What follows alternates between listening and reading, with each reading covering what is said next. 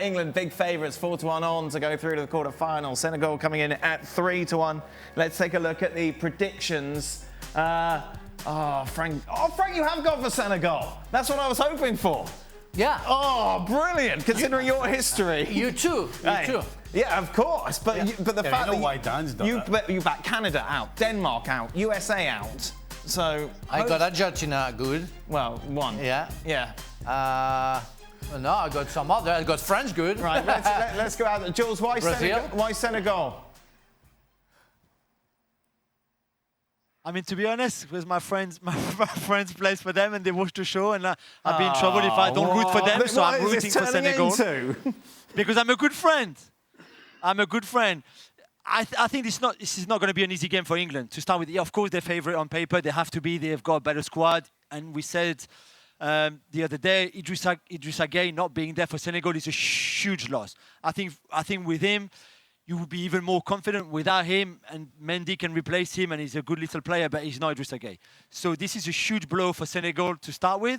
But in terms of physicality, in terms of the rhythm that they can put in the game, in terms of how they will isolate, I think Ismail Assar against one of the two fullbacks, whether it's Walker or whoever, or Trippier on the right, or maybe he will swap and Sarr will play on the left-hand side on his right against the left-hand side of England, against Luke Shaw, for example. But I think this would be the game plan, and they would be very hard to break down. But you have to say that if England don't beat Senegal, it would be a huge disappointment and a huge failure for them, even if I'm rooting, of course, for the Senegalese. For your friends. Yeah, Nadim, you have some friends in the England side, obviously, as well. Let's take a look at if you're including any of them in the starting 11. Everyone been clamouring for Phil Foden to start. You believe it won't be Foden, it will be Rashford that will be coming in for Sterling. Yes, that's what I believe. As somebody who's joint top scorer in the tournament, I could see him doing that. And I think Saka down that right-hand side, I think he does a very, very good job. But ultimately, I think England have so much depth that anything's really possible up there. And whoever they put out, I think they're going to be really effective. And whoever they can bring off the bench will have a point to prove.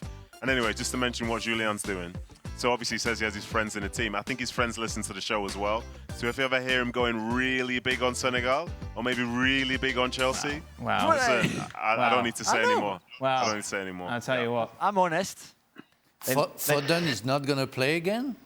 Sterling, he'll play Sterling. He always plays Sterling. No, but well, I don't understand. I think there is a mystery, like there is the Reina mystery. Who would your front three be? That would be Foden, Kane, and Saka. Right. Yeah, Foden, he has to play. He would be the first in the list for me. I mean, but Rashford scored 3 goals already in this tournament. Who? Rashford. Yeah, good. But if I have to pick 3, right, that would be Foden for me. Yeah, same as you. Yeah, I'm the same front three as Frank. Mario, who would you prefer to defend against? A Phil Foden, a Marcus Rashford, a Raheem Sterling?